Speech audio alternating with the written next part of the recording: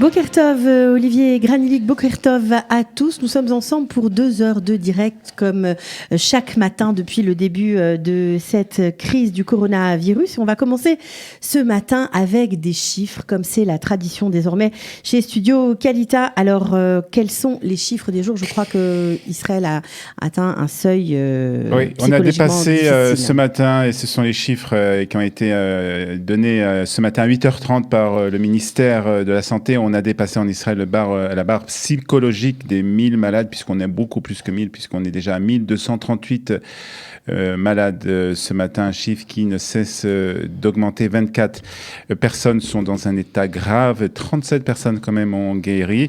On a en 24 heures eu 135 cas nouveaux. Alors même si cela représente qu'une augmentation de 10%, le taux de contamination reste élevé, car si on regarde ce fameux indice dont on a parlé déjà Cathy, cet indice de doublement des cas, c'est-à-dire en combien de jours le nombre de malades double, on remarque qu'il faut environ entre 2 jours et demi et 3 jours pour que le nombre de malades soit doublé, un taux de doublement que l'on peut observer dans des pays comme l'Italie ou encore l'Espagne. Alors justement, dans le but de lutter contre la propagation du virus, le ministère de la Santé propose une nouvelle application. Oui, hier soir, le ministère de la Santé a lancé sur son site une nouvelle application qui s'appelle Amagen. La protection, c'est le nom de cette application. Elle permet en fait de savoir rapidement et avec précision si nous avons été en contact avec une personne infectée par le virus du corona. De cette façon, nous pouvons arrêter la propagation du virus et protéger nos proches. Alors, comment ça marche ? L'application conserve les informations sur vos emplacements et sur vos déplacements uniquement sur votre appareil et croise ces informations personnelles avec les données du ministère de la Santé sur les parcours des cas confirmés. Et si ainsi vous avez croisé donc un malade du coronavirus, vous recevrez un message et vous serez donc dirigé vers un lien du ministère de la Santé pour vous informer des mesures à prendre et signaler au bureau l'isolation dans vos maisons. Le Amagen peut être téléchargé gratuitement sur Apple Store ou sur Google Play. Elle n'est pas obligatoire, il faut bien préciser. Elle n'est pas rétroactive non plus. Ça veut dire qu'elle ne va pas vérifier le parcours que vous avez fait ces 14 derniers jours pour vérifier si vous avez croisé un malade du Covid-19. C'est-à-dire c'est à partir du moment où vous mettez cette application sur votre téléphone portable qu'elle commence à marcher. Pas obligatoire, donc, comme je l'ai dit, mais vivement conseillé pour votre santé et pour celle de vos proches. Voilà, alors, il y a quelques critiques, évidemment, sur cette application parce que pour certains, c'est peut-être une atteinte à la liberté individuelle. Pour d'autres, c'est un moyen de sauver des vies. On en reparlera peut-être au cours de cette émission.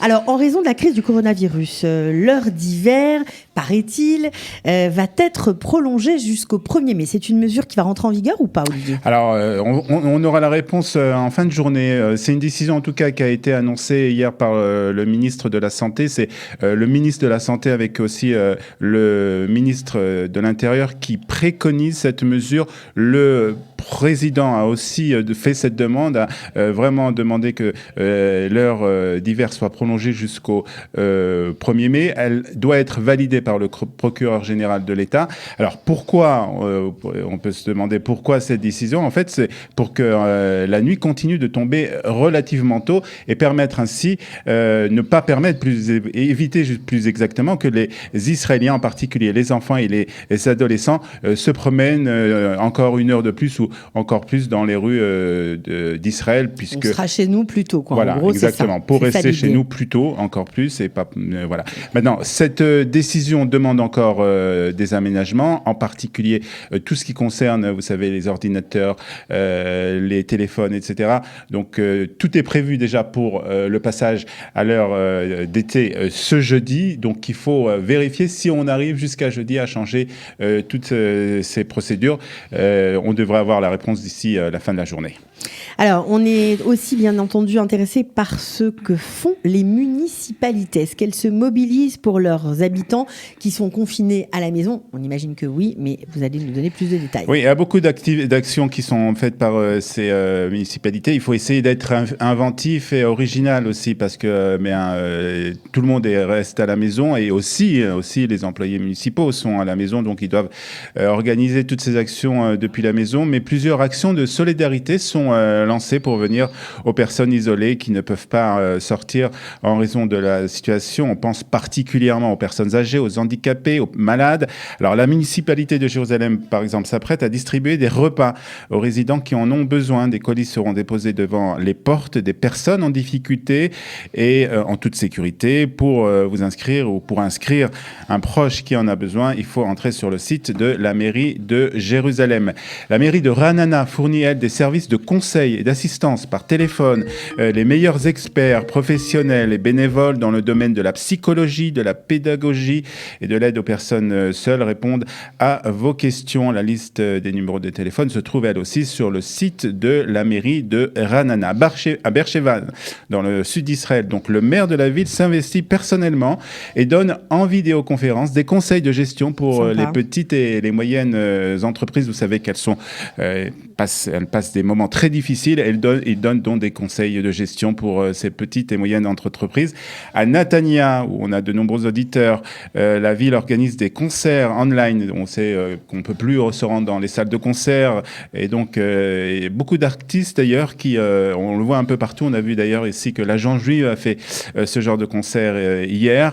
Concert online donc avec les meilleurs artistes du pays. Et puis des repas vont être aussi distribués aux plus défavorisés. Puis enfin à Tel Aviv, où vous savez que c'est très difficile de trouver se garer, la municipalité a décidé de ne pas verbaliser les automobilistes à condition qu'ils sont garés sur le Kahol Lavan, c'est-à-dire sur les trottoirs. Qu'ils soient garés sur les endroits autorisés. Voilà, si vous êtes garé sur du rouge et blanc, vous risquez quand même d'avoir une amende. Bon, alors les actions du ministère des Affaires étrangères israélien continuent.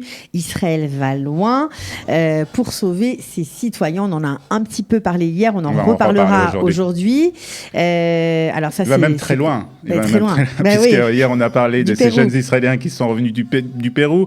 Il y a des avions qui doivent aujourd'hui décoller depuis Tel Aviv pour amener des Israéliens qui sont en Italie et en Espagne. Et ce matin, on a appris qu'il y avait des Israéliens encore au Ghana, en Afrique. Et donc, les avions d'El Al sont partis pour le Ghana, pour la capitale du Ghana, et ont ramené donc ces jeunes Israéliens en Israël. On va chercher les Israéliens jusqu'au bout du monde. C'est magnifique. Alors, on va finir peut-être ce petit point sur une situation chiffrée dans le monde. On en est où? Alors, en France, malheureusement, on dénombre 617 du Covid-19, 112 seulement pour les dernières 24 heures. Un premier aide-soignant est décédé du Covid-19. Ça s'est passé dans le département de l'Oise, l'un des premiers foyers de l'épidémie en France. Et hier, l'Assemblée nationale a adopté définitivement un projet de loi permettant l'instauration d'état d'urgence sanitaire de 2 mois face à l'épidémie. Alors, c'était déjà en vigueur, mais maintenant, c'est une loi qui est rentrée en vigueur. C'était d'ailleurs la dernière loi avant que le Parlement parte aussi, lui aussi, se confiner. Ce sont des mesures qui limitent la liberté d'aller et venir, les réunions et aussi, bien entendu, tout ce qui concerne les magasins et les cafés et les restaurants. La violation des règles de confinement seront punies d'une amende qui peut aller de 135 à 1 500 € en cas de récidive. 338 724 malades confirmés dans le monde. Olivier. Voilà, 14 687 sont déjà mortes de cette maladie. Malheureusement, l'Italie continue d'être en tête du nombre des personnes décédées avec 5 476 morts depuis le début de cette pandémie. Alors, il y a la recherche scientifique également. On en a beaucoup parlé sur l'antenne, notamment la première fois avec l'intervention de Marc Heisenberg concernant les travaux de recherche du professeur Raoult à Marseille. Et apparemment, on en entend parler de plus en plus. Oui, on entend beaucoup parler. Alors là aussi, il y a beaucoup de choses qui sont dites. Il y a encore il y a des tests à faire, mais les premiers tests, comme l'a dit Marc hier, s'avèrent très positifs. Mais il faut encore attendre un peu pour que ce médicament soit reconnu et mis sur le marché et qu'on puisse parler vraiment d'un médicament qui puisse aider donc les malades du Covid-19. Mais en Chine, pardon. En tout cas, les États-Unis vont l'utiliser. Vont commencer à l'utiliser. En tout cas, le président Trump, pour le moment, a demandé la fabrication de ce médicament. Mais encore, il faut encore un processus pour que cela vienne sur le marché dans le monde entier. En tout cas, une des choses qui se passent dans le domaine justement des expériences, c'est en Chine où, vous savez, le virus a été découvert en premier. On effectue là-bas beaucoup d'expériences et les chercheurs chinois ont voulu vérifier si il était possible d'être une deuxième fois contaminé par le virus du corona. On a dit beaucoup de choses sur ça, comme quoi c'était pas possible d'être 2 fois malade du corona. Il y a beaucoup de choses. Mais là, les Chinois ont vérifié cela. Ils ont fait des expériences qui ont été faites pour le moment sur des singes. On a injecté le virus du corona à des singes. Après qu'ils aient guéri, on a une nouvelle fois injecté le virus et on a pu observer que les singes n'étaient pas tombés malades une nouvelle fois. Ce qui pourrait dire, en tout cas, c'est peut-être, il faut bien entendu encore vérifier, que le système immunitaire développe un anticorps capable de protéger le singe du virus. Est-ce que c'est aussi valable pour les hommes? Il faudra bien entendu faire encore des expériences. Sachez que Studio Qualitas se mobilise pour lutter avec vous contre le coronavirus. Un site a été créé où vous pourrez trouver toutes les infos, toutes les réponses et aussi la rediffusion des interviews de ce matin.